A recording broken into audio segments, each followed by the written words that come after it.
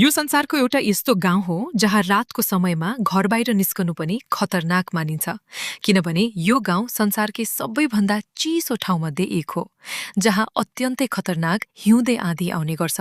त्यसैले यहाँ गाडीहरू हिउँमुनि पुरिन्छन् र घरका ढोकाहरू पनि हिउँले ढाकिन्छन्।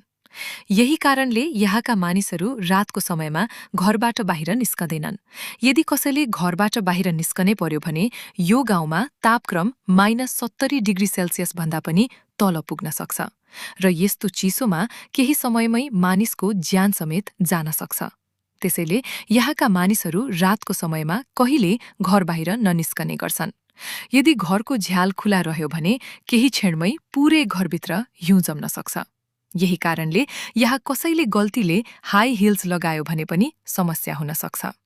ल, त्यसो भए यो गाउँको नाम ओइम्याकोन हो, जुन रुसमा अवस्थित छ।